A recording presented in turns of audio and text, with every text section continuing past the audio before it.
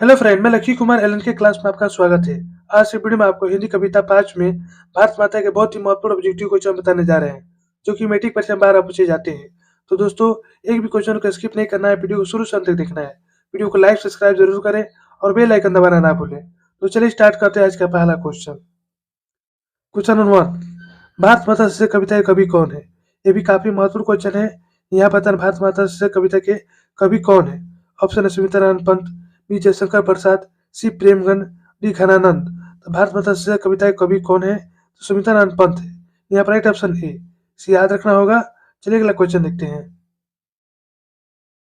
Question 2, Sumitra Narayan Pant का जन्म कब हुआ था? ये भी काफी महत्वपूर्ण क्वेश्चन है। यहाँ बताना सुमित्रा नारायण पंत का जन्म कब हुआ था। ऑप्शन है 1900 में, बी 1905 में, सी 1910 में, डी 1915 में। तो सुमित्रा नारायण पंत का जन्म कब हुआ था? तो 1900 में। यहाँ पर राइट ऑप्शन है, इसे याद रखना होगा। चलिए अगला क्वेश्चन देखते हैं। क्वेश्चन 3, सुमित्रा नारायण पंत कैसे कवि हैं? यहाँ बताना सुमित्रा नारायण पंत कैसे कवि हैं।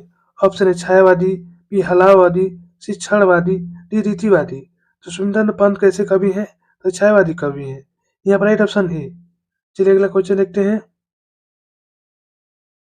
क्वेश्चन 4, भारत माता का आंचल कैसा है? ये भी काफी महत्वपूर्ण क्वेश्चन है। यहाँ बताना आपको भारत माता का आंचल कैसा है। ऑप्शन है धूल भरा, बी नीला, सी लाल, डी गीला। तो भारत माता का आंचल कैसा है? तो धूल भरा है। यहाँ पर राइट ऑप्शन ए। चलिए अगला क्वेश्चन देखते हैं। क्वेश्चन 5, भारत माता से कविता में कैसी शब्दावली का प्रयोग किया गया है? यहाँ बताना भारत माता से कविता में कैसी शब्दावली का प्रयोग किया गया है। ऑप्शन है तत्सम, बी तद्भव, सी देशज, डी विशेष है। तो भारत माता से कविता में कैसी शब्दावली का प्रयोग किया गया है? तो तत्सम शब्द का। यहाँ पर राइट ऑप्शन ए। सी याद रखना होगा। चलिए अगला क्वेश्चन देखते हैं। क्वेश्चन 6, पंत जी मूलतः कवि हैं। यहाँ बताना पंत जी मूलतः कवि हैं। ऑप्शन है सौंदर्य के, बी प्रकृति के, सी और बी दोनों, तीन में से कोई नहीं। तो पंत जी मूलतः कवि हैं, सौंदर्य के प्रकृति के दोनों की हैं, इसलिए राइट ऑप्शन सी याद रखना होगा। चलिए अगला क्वेश्चन देखते हैं। क्वेश्चन 7, पंत जी का मूल नाम क्या था? यहाँ बताना पंत जी का मूल नाम क्या था। ऑप्शन है मित्रानंद पंत, बी गोसाई दत्त पंत, सी परमेश्वर दत्त पंत, डी सुमित्रानंद पंत। तो पंत जी का मूल नाम क्या था? तो सुमित्रानंद पंत था। यहाँ पर राइट ऑप्शन डी। सी याद रखना होगा। चलिए अगला क्वेश्चन देखते हैं। क्वेश्चन 8, पंत जी को किस रचनाओं पर ज्ञानपीठ पुरस्कार मिला है? ये भी काफी महत्वपूर्ण क्वेश्चन है। यहाँ बताना पंत जी को किस रचनाओं पर ज्ञानपीठ पुरस्कार मिला है। ऑप्शन है चितम्बरा, बी ग्राम्या, सी पल्लव, डी बीड़ा। तो पंत जी को किस रचनाओं पर ज्ञानपीठ पुरस्कार मिला है? तो चितम्बरा पर। यहाँ पर राइट ऑप्शन ए। सी याद रखना होगा। चलिए अगला क्वेश्चन देखते हैं। क्वेश्चन 9, सुमित्रानंद पंत ने मिट्टी की प्रतिमा उदासीन किसे कहा है? ये भी काफी महत्वपूर्ण क्वेश्चन है। यहाँ बताना को सुमित्रानंद पंत ने मिट्टी की प्रतिमा उदासीन किसे कहा है। ऑप्शन है मूर्ति को, बी भारत माता को, सी माता को, डी बी माता को। सुमित्रानंद पंत ने मिट्टी की प्रतिमा को उदासीन किसे कहा है? तो भारत माता को। यहाँ पर राइट ऑप्शन बी। से याद रखना होगा। चलिए अगला क्वेश्चन देखते हैं। क्वेश्चन 10, पंत जी की भारत माता शीर्षक कविता कहाँ से संकलित है? यहाँ बताने को पंत जी की भारत माता शीर्षक कविता कहाँ से संकलित है। ऑप्शन है सरोवर धूलि से, बी कुंजन से, सी कार्म्या से, सी युवाणी से। तो पंत जी की भारत माता शीर्षक कविता कहाँ से संकलित है? तो ग्राम्या से। यहाँ पर राइट ऑप्शन सी। इसे याद रखना होगा। चलिए अगला क्वेश्चन देखते हैं। क्वेश्चन 11, कवि सुमित्रानंद पंत के अनुसार भारत माता की कितनी संतानें दरिद्र और अभाव से ग्रसित है? ये भी काफी महत्वपूर्ण क्वेश्चन है। यहाँ बताना कवि सुमित्रानंद पंत के अनुसार भारत माता की कितनी संतानें दरिद्र और अभाव से ग्रसित है। ऑप्शन है 20 करोड़, बी 30 करोड़, सी 40 करोड़, डी 50 करोड़। कवि सुमित्रानंद पंत के अनुसार भारत माता की कितनी संतानें दरिद्र और अभाव से ग्रसित है? तो 30 करोड़। यहाँ पर राइट ऑप्शन बी। सी याद रखना होगा। चलिए अगला क्वेश्चन देखते हैं।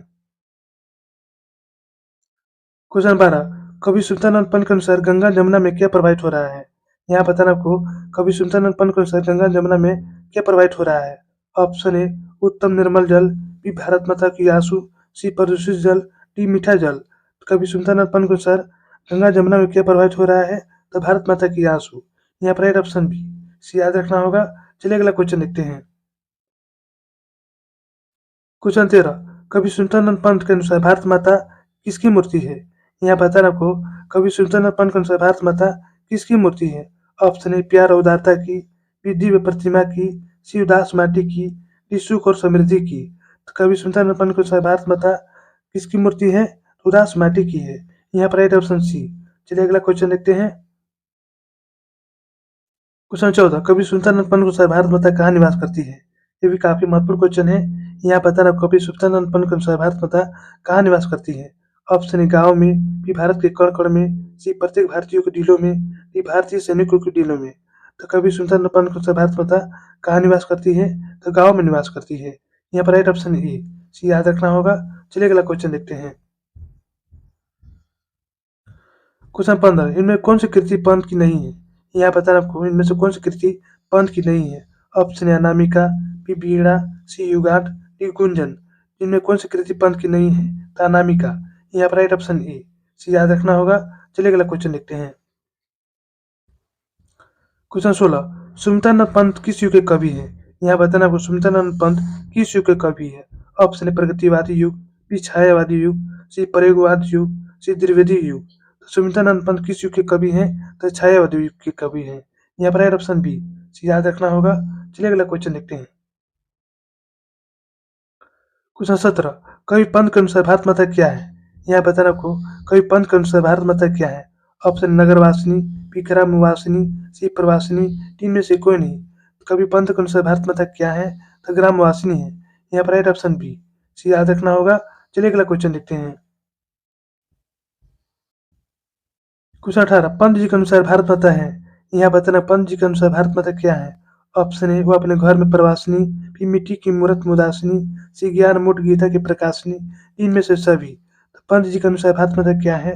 तो अपने घर में प्रवासिनी, मिट्टी की मूर्त मुदासिनी, ज्ञान मूठ गीता की प्रकाशनी, ये तीनों ही है।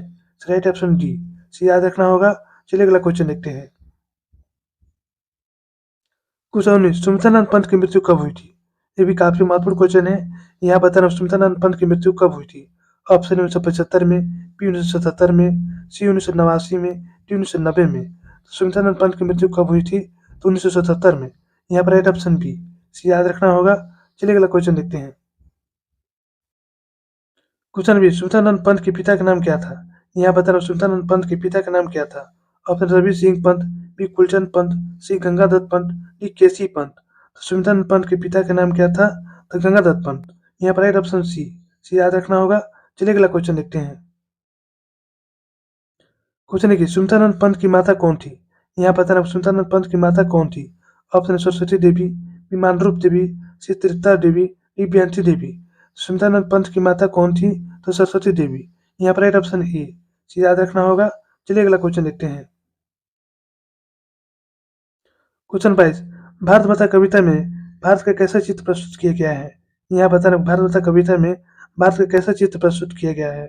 ऑप्शन ए काल्पनिक, बी आदर्श, सी यथा तथ्य, इनमें से कोई नहीं। तो भारत माता कविता में भारत का कैसा चित्र प्रस्तुत किया गया है? तो यथा तथ्य। यहाँ पर राइट ऑप्शन सी याद रखना होगा। चलिए अगला क्वेश्चन देखते हैं। क्वेश्चन 23, भारत माँ की श्रेष्ठ मुख की तुलना कवि ने किससे की है? यहाँ बताना होगा भारत माता की श्रेष्ठ मुख की तुलना कवि ने किससे की है। ऑप्शन है पुष्प से, बी कंचन से, सी सूर्य से, डी छाया युक्त चंद्र से। तो भारत माता की श्रेष्ठ मुख की तुलना कवि ने किससे की है?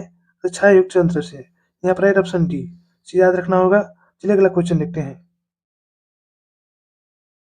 क्वेश्चन 24, पंत जी को किस रचना के लिए भारतीय ज्ञान पुरस्कार मिला है? ये भी काफी महत्वपूर्ण क्वेश्चन है। यहाँ बताना पंत जी को किस रचना के लिए भारतीय ज्ञान पुरस्कार मिला है। ऑप्शन ग्राम्या, बी चिदम्बरा, सी गुंजन, डी उच्छ्वास। पंत जी को किस रचना के लिए भारतीय ज्ञान पुरस्कार मिला है? तो चिदम्बरा के लिए। यहाँ पर राइट ऑप्शन बी सी याद रखना होगा। चलिए अगला क्वेश्चन देखते हैं। क्वेश्चन 25, पंत जी की प्रमुख कृतियाँ कौन सी है? ये भी काफी महत्वपूर्ण क्वेश्चन है। यहाँ बता पंत जी की प्रमुख कृतियाँ कौन सी है।